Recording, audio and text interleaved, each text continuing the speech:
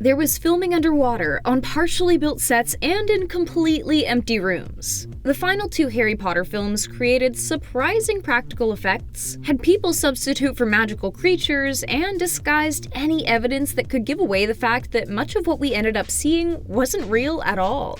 Just working on it, I get excited, being like, oh my god, I can't wait to see what this looks like. Which professor is that? Charity Burbage didn't have an easy time in the films, only actually making an appearance briefly at the end of the whole saga. Filming in the castle, the actress was replaced by a big red X. Her filming time was spent quite literally floating upside down in a green room. Honestly, far from ideal in both cases. How many Potters does it take to screw in a light bulb? Who knows, but it takes a lot of different actors on a set to bring them all to life. Each actor had their face mapped out digitally, so the transformation into a Potter could be brought to life convincingly, and honestly, kind of creepily. Cruising through London brought even more adventures in CG land, where much of the footage was created from scratch, so the team could capture all the mayhem they needed in a way that was safe for the actors involved. What happened? Where are the others? You'll want to run the other way. The Dementors are completely CG designed, and thank goodness because we'd never want to run into one of those. Disturbing as they might be, the detail with which they were brought to life is impressive. They were built from the skeleton up, designed to move gracefully while looking deteriorated. If it weren't for the soul-sucking part, they might actually be kind of beautiful. McGonagall said it best. Do your duty to our school! The epic attack on Hogwarts only saw some characters actually being filmed. The Giants had their own time on the practical green screen bridge, and as for their facial expressions, all that was captured up close as reference for the CG. The statues and Dementors? They all got layered in after being animated by the VFX team. It opens at the close, Harry, floating above him on a wire instead of with wings, only to be removed in editing and replaced with the CG version, speedy wings and all, until Radcliffe gives it a kiss. As for when it does open, layers on layers bring that Infinity Stone to life. Ghosts get their own filming time. Kelly MacDonald and Radcliffe never really shared the stage, MacDonald filming her portion solo so the VFX team could give her a ghostly appearance. We doubt the green stick marker was a better scene partner than Radcliffe would have been, though. The Harry Potter actor shot his portion alone as well, with each actor's footage layered together, resulting in this haunting and intimate moment. Just how cold was that water? For the most part, this was the real deal. CG only being used to remove the rope wrapped around and pulling Radcliffe beneath the ice, and the extra bits of underwater details like the bubbles and motions. Throw a cool filter on and they are set. It was you. Well, yeah. A bit obvious, I think. On set, it's terrifying, but in a different kind of way. Nagini is less intimidating when filming, but 2 green arms darting out to take Radcliffe down is still pretty shocking. The CG team worked on building their snake that was compiled of layers of design to make her look as realistic as possible. Wands at the ready. For the most part, we saw the magic really happen. Layers of light and glowing details brought the magic visually. The CG team really outdid themselves for a lot of these shots. And they made sure Mrs. Weasley was well lit for her big moment as well. No matter how big or small the spells were, the designers for the special effects made sure they fit into the world and that the backdrops in the scenes suited as well. The performers acted hard, but the wand action was all thanks to the VFX crew. Everyone joined for the attack on Hogwarts. A blank slate, 1 layer of film captured of people actually running, and then we bring in the Giants. They did a solo green screen filming session and were filmed closer up, so when the footage was combined, the proportions all made sense. This is a place of business, and total chaos. While parts of the set were built and some details included for the actors to work with, most of what we see is just the result of hours of work and inspiration from the CG team. Not a detail was overlooked. We can actually see each individual tile on the walls. For the actors, it was green screens galore. The studio ceiling wasn't nearly as magical or daunting as what we know the Ministry to be, though. Even the up-close bits had tons of CGI, and there was always a green screen in sight. Who's that? Long story. Even Snape knows not to mess with McGonagall. A green screen window, an empty space, and pristine but subtle CGI to start. The fabric-like sweeping away image was fully animated, layered, and blended with actual footage of Snape whipping himself away and out the window. Do what you have to do. I'll secure the castle. Number 13. Plunging underwater like this is an undertaking, but instead of flailing in the middle of the lake, they were in the studio with green screens in the background instead of mountains. It wasn't as pretty, but it was definitely a touch more comfortable. And now everything just feels disconnected. Number 14.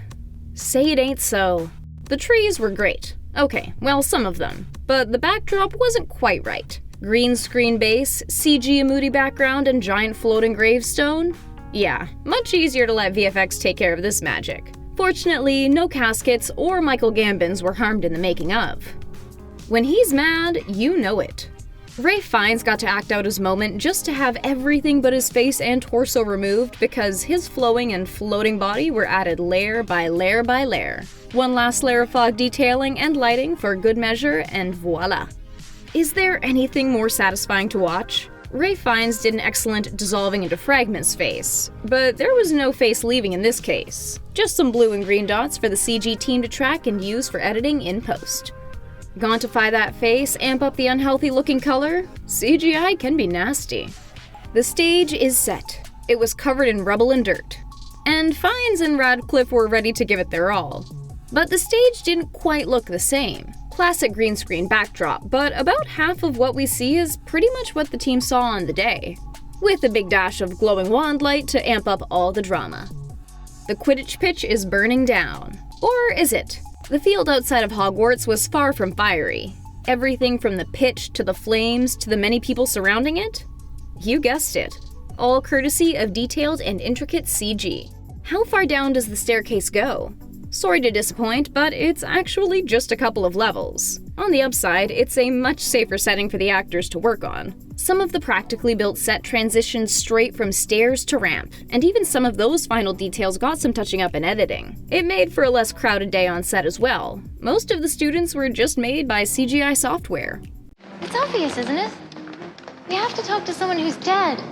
The room of requirement really can be anything. Hordes of stuff was piled and filmed, and everything but the stuff was removed and replaced with a full CG design space. Oh, all that fire? CG creations to the max, with every detail of the burning flames covered through layers of computer-generated designs that make up the images of Nagini and Voldemort we see. It's the snake. She's the last one. It's the last Horcrux. Below zero? Not so much. A layer of frost or a layer of CGI, either works in this case. Every tiny frozen detail gets the CG treatment, and luckily, the crew got to keep a bit warm. Other cold-looking landscapes were much less intimidating looking pre-CG as well.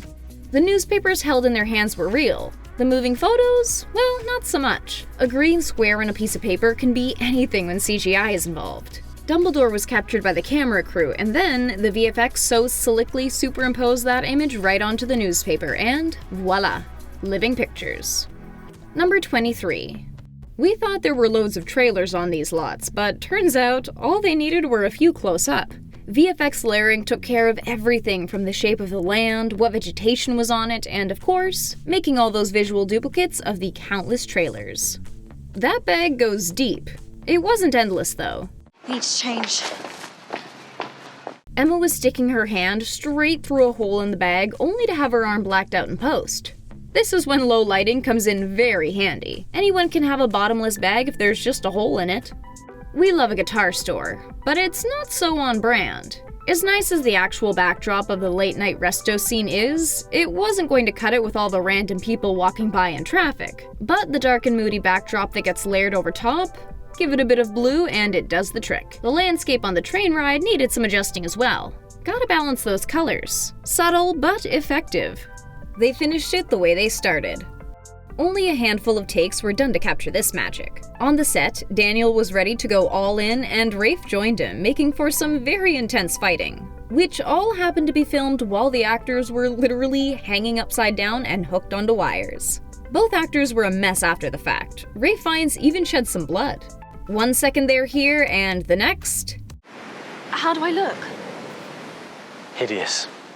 Apparating seems easy when it looks like this, but the CG team went through plenty of work to make this moment happen. Filming together, each actor's body was edited separately so they could all be brought back together in the final image as they become that signature swirl. It's right. was being stupid. The final two HP films brought some of the best CGI there is. It's pretty impressive, especially considering what it looked like in the early days. Which scene were you most surprised with CGI?